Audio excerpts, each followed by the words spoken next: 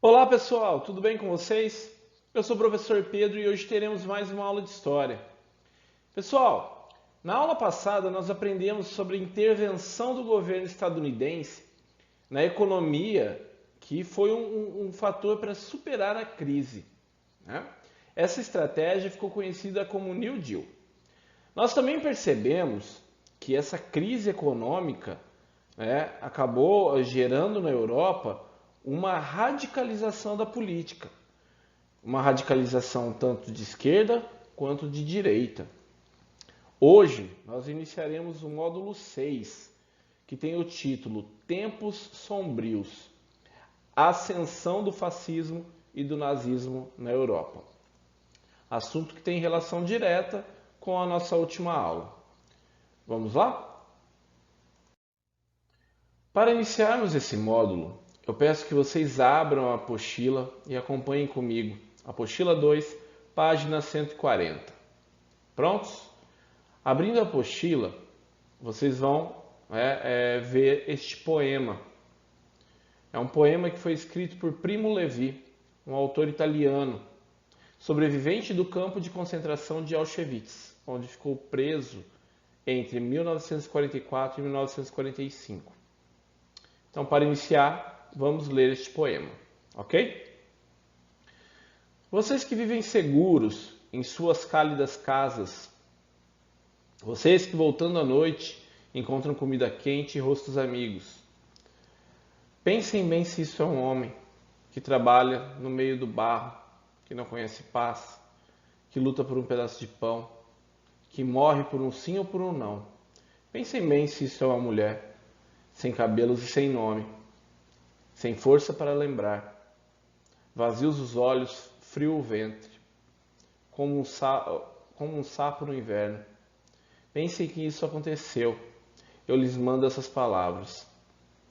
Gravem-nas em seus corações, estando em casa, andando na rua, ao deitar, ao levantar. Repitam-nas a seus filhos. Pessoal, esse é um texto, é um poema do livro É Isto um Homem, de Primo Levi. Vamos para o próximo passo dessa introdução de módulo 6. Na apostila também vocês vão encontrar esta imagem, né, também na página 140.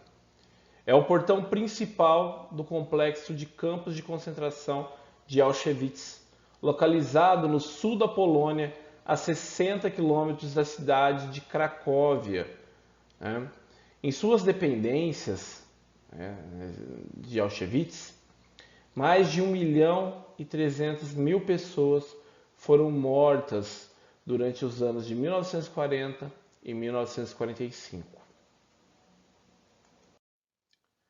Agora, eu peço que vocês observem esta imagem para responder as questões a seguir.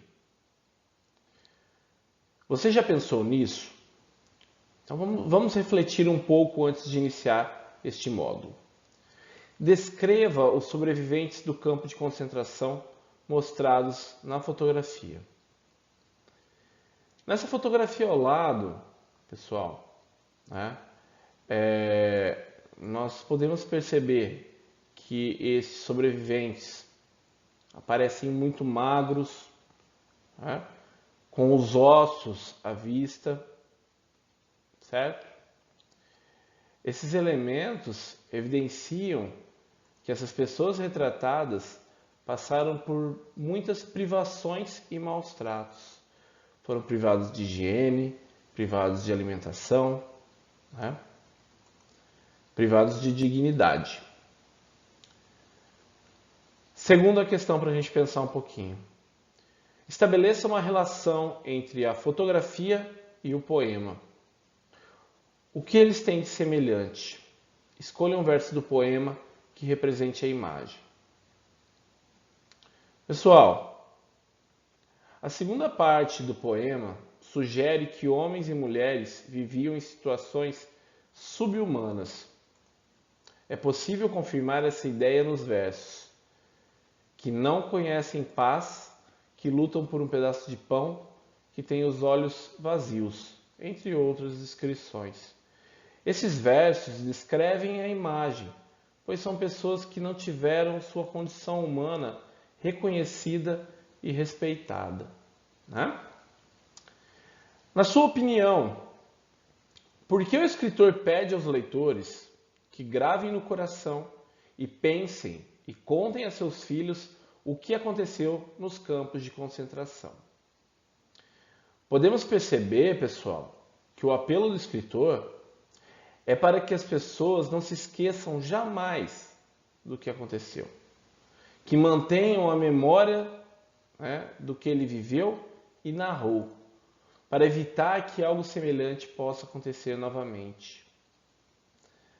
Aí, se vocês se lembrarem das primeiras aulas que nós tivemos, que eu trouxe para vocês a pergunta: qual é a importância da história? Né? E entre outras, entre várias questões que eu apontei como importância da história, nós destacamos a importância de conhecer o passado para evitar, né, que atrocidades como essa, né, do nazismo, que elas aconteçam novamente. Então, conhecer a história de um país, né, é um poder, né? Assim, a sociedade pode evitar repetir os mesmos erros do passado, ok? Então, este momento histórico não deve ser nunca esquecido e não será, ok? Nós vamos aprender um pouquinho mais sobre o que foi o nazifascismo. Abram na página 141, pessoal. Vocês podem encontrar o tópico aí.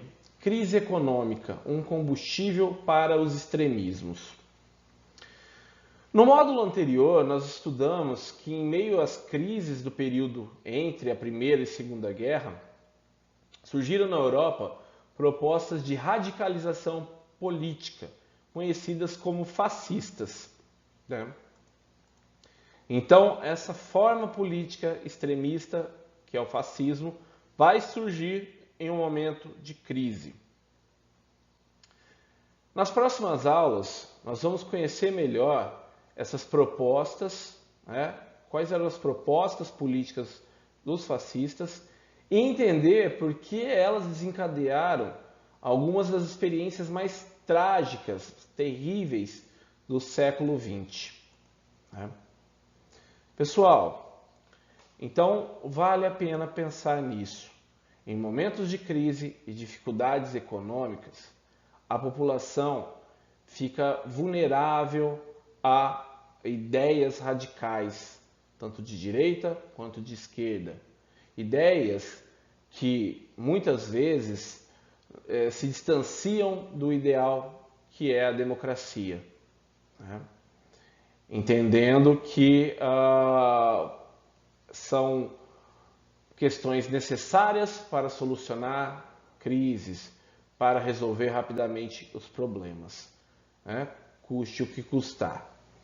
Então, eu peço também para que vocês, daqui para frente, nas próximas aulas, pensem, enquanto eu vou apontando o que foi, né, o fascismo e quais eram as características, pensem também no que acontece, né, nos últimos tempos do Brasil, ok? E aos poucos nós vamos relacionando algumas questões também. A doutrina fascista. Então vamos lá, vamos entender um pouquinho melhor. O termo fascismo vem do termo italiano fatio, que significa feixe. E o que é o feixe, né? O feixe seria esse desenho que eu trago aqui para vocês. Seriam vários gravetos que formam um cabo, né, forte e rígido, né, que protege o machado, que seria o símbolo do Estado, né? Pessoal, os fascistas defendiam um governo forte como uma saída para a superação dos problemas econômicos.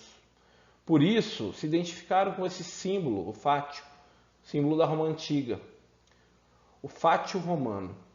Na Antiguidade Romana, as autoridades a autoridade dos cônsules era simbolizada por um feixe de varas preso ao machado.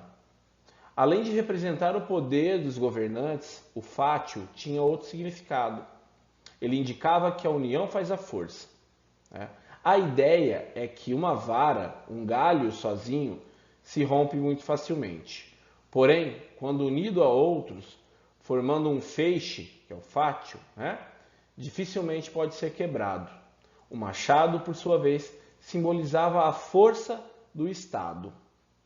Surgido na Itália, o fascismo influenciou movimentos políticos radicais em diversos países, como a Alemanha, onde ficou conhecido como nazismo.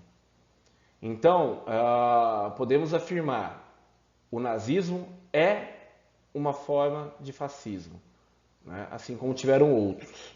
Ok? Então, o fascismo surge na Itália e vai inspirar outros movimentos. Na Alemanha, o nazismo. A Espanha, onde se manifestou com o chamado franquismo. E, em Portugal, com o salazarismo. Só que fora da Europa, o fascismo ainda influenciou políticas no Brasil, na Turquia e no Paraguai. Em alguns desses países, os fascistas conseguiram chegar ao poder, em outros não. No caso do Brasil, que nós vamos discutir um pouquinho mais para frente, esses grupos que defendiam o fascismo no Brasil não chegaram ao poder. Bom, pessoal, estamos chegando ao fim de mais uma aula. Hoje nós começamos a conhecer o que foi o fascismo e quais são os princípios desses governos de extrema direita. Nessa imagem ao fundo, nós temos dois dos principais representantes dessas atrocidades que aconteceram nesse período da história. O Benito Mussolini, que é este que eu vou assinalar aqui, ele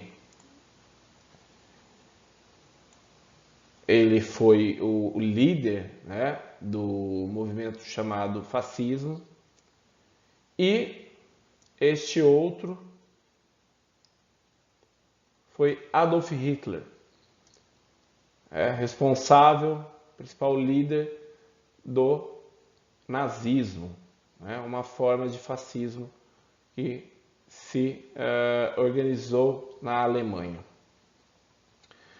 Pessoal, vocês vão perceber ao longo das próximas aulas que vários desses assuntos são pesados, aconteceram coisas tristes e que são difíceis de se imaginar, mas que nós precisamos mexer nisso, nós precisamos pensar nisso. Essa forma de pensar a política não pode ter espaço, nunca mais, devido ao estrago que causou para a humanidade. Então, nas próximas aulas nós vamos discutir mais sobre as características do fascismo, ok? Bom, pessoal, espero que tenham gostado da aula. Assim, ao lado, está o meu contato, caso tenham dúvidas, ok? Pessoal, bons estudos, muito obrigado e até a nossa próxima aula. Pessoal, reforço que é muito importante que façam as atividades propostas semanalmente, ok? Um abraço a todos e até semana que vem.